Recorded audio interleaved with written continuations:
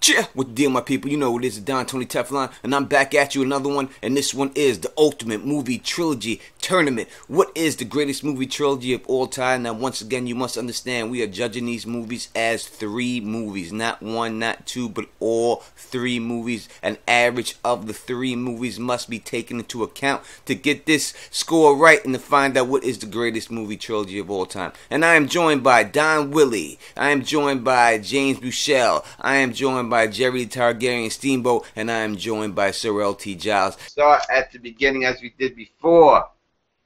Star Wars 4 through 6 versus The Naked Gun in the Sweet 16. We'll start with L.T. Giles.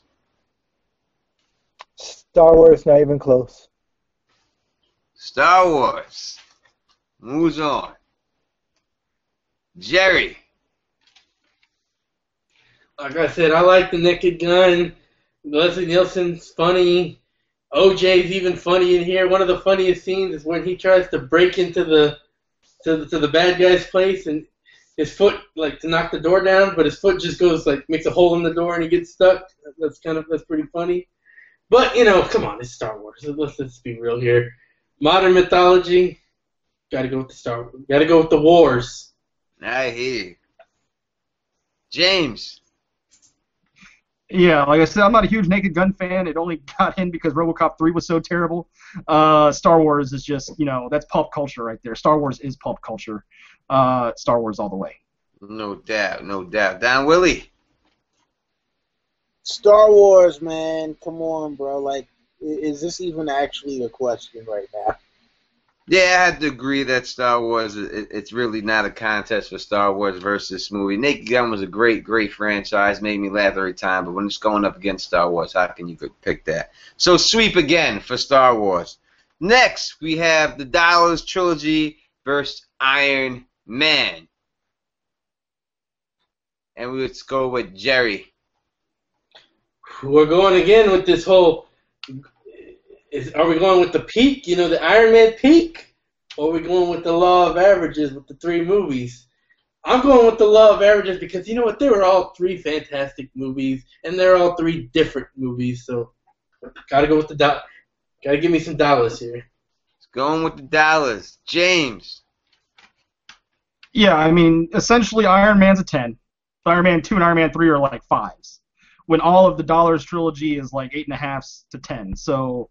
once again, same argument in the first matchup as Dollars, just based off the strength of all 3 films. No doubt. Don Willie.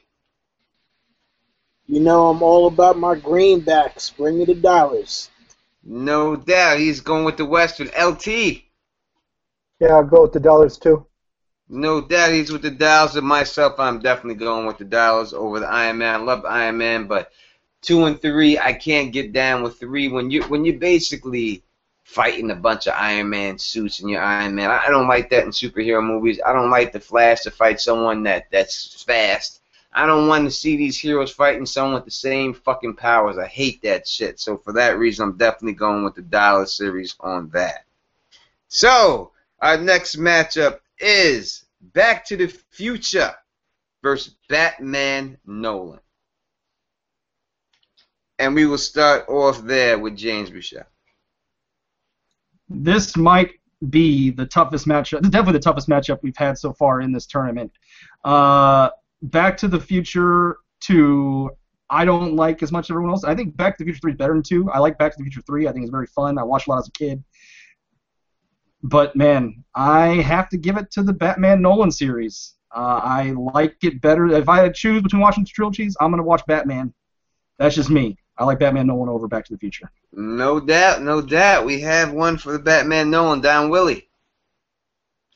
Yeah, you know what? I'm going to agree with James about this being the toughest so far. I mean, you have classic. I mean, you know, Back to the Future was so ill that you wanted things to be like Back to the Future in real life. Batman. Yo, the Nolan trilogy took things to a new level, and it made you wish that Batman was a real person. Uh, damn. Holy shit. You know what, man? Fuck it. I'm gonna have to go with Dark Knight Trilogy on this one, man. Oh my Yo, God, is it an upset in the making going yo, down? no, listen, you gotta understand, man. Dark Knight, especially, the Dark Knight was something special. I went to go see that like I think 4 or 5 times in the movies, man. I That's how hear you you. got I hear you. there, you know. LT, Back to the I'll put Future. it. I'll put it down like this. Like the known Batman movies are great, but if I was going to a bunker and I could only pick one series, I'd pick Back to the Future. So I'm picking Back to the Future. Back to the Future. All right, so I already talked about the Batman Begins, the Dark Knight. That was just a great. It was just like the perfect Batman and Joker, going at it. Joker just trying everything he has to make the Batman crack, and it was just done so well. Batman even snoops to, levels you really don't want to get to, these privacy levels where you see the NSA checking, snooping on people's phones. That was extremely wrong for Batman to do it, but he went to those levels to catch this madman. Man, that I would say that was so good. It washes with the first Back to the Future movie, which is another those just wash each other out. So Batman Begins and Batman Dark Knight versus. I already talked about the greatness of the Back to the Future. Dark Knight Rises, the problem there is that it was kind of a betrayal of the Batman character. He quit. Batman doesn't quit. Batman never quit. This is a guy who says, my parents died, so I'm going to do everything in my power to make sure no little kid has to go through the pain that I did of losing my parents. He's not going to quit over some girl, much less Maggie Gyllenhaal or Katie Holmes. He's not going to quit over that. Bane wasn't really Bane. The bomb was even more ridiculous than the 60s Batman. I'm going with Back to the Future. Back to the Future it is, and we have a tie. I thought we have a couple more ties than that, and I will have to break this tie. I love the Nolan films, but I just cannot put them over Back to the Future. Back to the Future is, to me, far superior films than those films. So for that reason, Back to the Future moves on. And that was a really tough one. Now, I think this is the hardest matchup in the first round to date. And the last time we started with James, so we will start with Don Willie with this one. And this is Captain America in the final one on this side of the bracket. Captain America versus The Godfather. Yo, what the fuck, man? Really? And you got me starting off first on this shit? Oh, man. Yo. Oh, god damn it, man. Oh, yo, yeah, I don't give. Listen, you know what? I mean, like, I know you're probably gonna see your comment section light up like crazy, no matter which way I go. Damn it, man. Yo, you know what, man? Fuck. Yo, I'm gonna go with The Godfather on this one. I mean, I think The Godfather winds up edging out the Captain America trilogy only because I think that while Civil War was the better ending, Godfather 1 and Part 2 were just so epic to begin with that it was like, you cannot watch Godfather Part 3 and it's not going to hurt. Like, if you don't watch the first Captain America, you'll be lost when you get to Civil War. So for that reason alone, I think I got to go with The Godfather. No doubt, no doubt. LT Giles. As I mentioned before, I've only seen Godfather once, and Godfather 2 once, and even Godfather 3 once. So, it comes down to what I like better. Captain America, I'm going to watch again. So I'm just gonna go with Cap. Captain America over the Oscar award-winning Godfather. Jerry. All right, so I would, if I had to rank these movies, I'd rank Godfather #1, and then I would kind of have like a tie between Winter Soldier, Civil War, and Godfather 2. They're all that good. And then after that, I would have Captain America: First Avenger, and then lastly, Godfather 3. Question is, how much weight do I put at the top, and how much weight do I put at the bottom? The Godfather 3, I think it was like people say it's garbage. I don't think it was that bad. People hate on Sofia Coppola's acting. It wasn't like Will Smith's son. It wasn't that bad. It wasn't good. It wasn't up to the Godfather's level, but it wasn't that bad. It wasn't as good as First Avenger, but you know what? I'm gonna go top heavy on this and pick the Godfather. The Godfather he picks. Yeah, even though Andy Garcia was a little bit lame. James Michelle. Look, I think Captain America: Winter Soldier is my personal favorite comic book movie of all time. I love Civil War.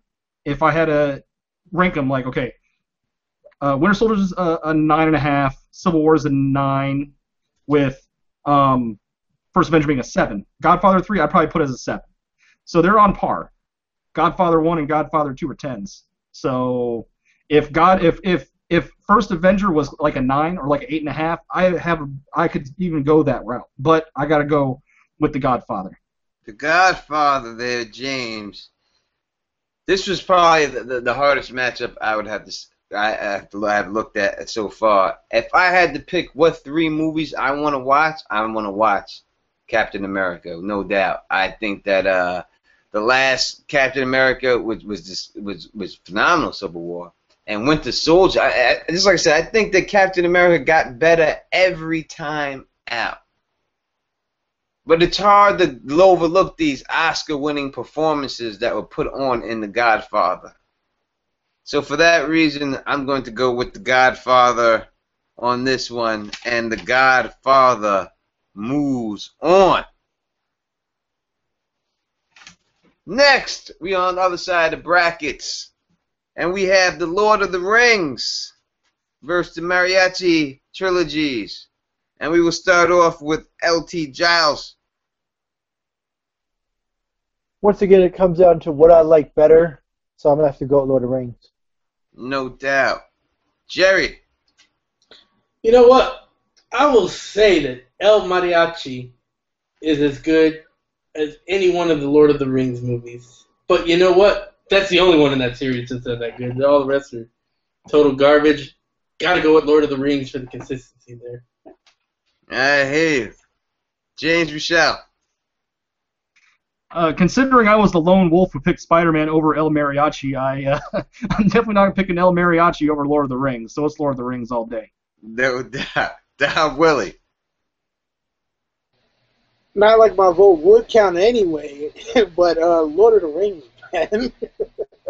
No doubt. You know, you have to go with the sweep here with Lord of the Rings. I think it's another one. Star Wars, Lord of the Rings, both been sweeping everything so far.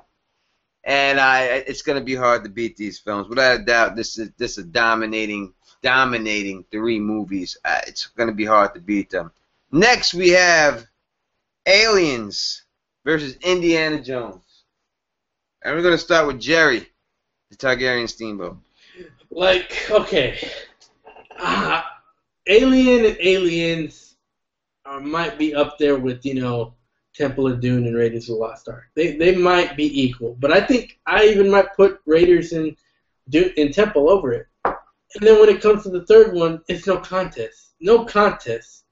Give me Indiana, Dr. Jones. Dr. Jones it is. James Michelle.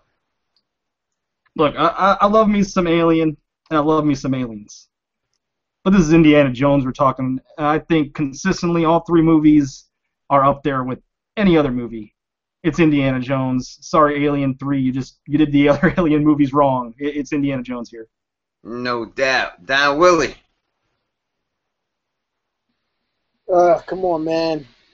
listen, as much as you might have wanted to been, chilling with the Colonial Marines, you wanted to be Indiana Jones. You know what I'm saying? Like, everybody wanted to be Indiana Jones. Ellen Ripley is cool. She's cool. But she's not Indiana Jones. So, No doubt. LT? Yeah, same in agreement. Like, even though I said I liked the third one in the trilogy not as much as the first two, got to go with Dr. Jones. No doubt. I love aliens. Love aliens, but it's not Indiana Jones. So without a doubt, Indiana Jones definitely sweeps on that one. Without a doubt. So now we come down to the final brackets here, and we have Toy Story versus Mission Impossible. We started with Jerry last time, so we will start with James. Yeah, I mean, I was kind of lukewarm on Mission Impossible in the first go around. I mean, like we've said before with Toy Story, just consistent, great storytelling and emotion throughout all three films for children and adults alike. It's Toy Story. No doubt. Don Willie.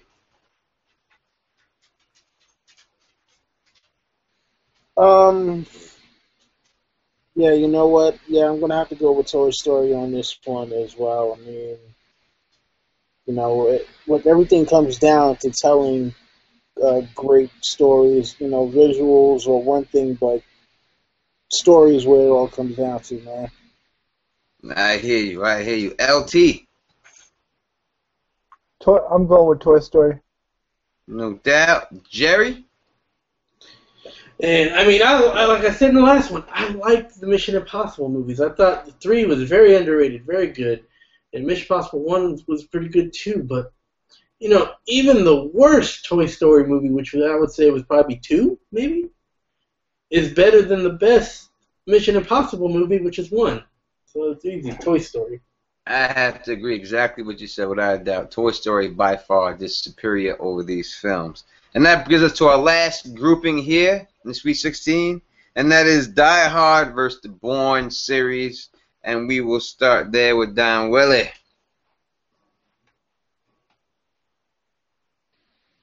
All right, so Die Hard versus Bourne series. Yeah, man, you know what? I'm gonna go with Die Hard. Die Hard is a little bit, more mixed. It's not just action, and just so much. It's not just all heavy. You know what I'm saying? It's not just all everything is serious and the world is at stake. Die Hard had action, but every now and then he gets some laughs in there too, man. So yeah, I'm gonna go with Die Hard. LT? Yippee-ki-yay! That's Die Hard for LT. Jerry? I mean, come on, let's just talk here. Bourne is good, but you know what? The first Bourne I'll put over the 2 Die Hards. But you know what? Die Hard 1 is classic. None of the Bournes are really all that classic. They're good movies, but they're not classics like Die Hard 1 is. Give me Die Hard 1. No doubt. Give me Die Hard. Yeah, like I said before, I think Die Hard could potentially be the greatest action movie of all time. I personally like Die Hard with a Vengeance. Die Hard 2, you can leave it, but I didn't really give much analysis about Bourne in the first round. I don't really think they're great movies. They're okay, but yeah, it's Die Hard all the way. I agree, without a doubt, that is Die Hard. I wasn't a fan of the other one in the first round anyway, so without a doubt, Die Hard makes it on to the Elite 8, which stands at Star Wars 4 through 6, The Dollars Series, Back to the Future, Godfather, Lord of the Rings, Indiana Jones, Toy Story, and Die Hard to make it to the Final 4.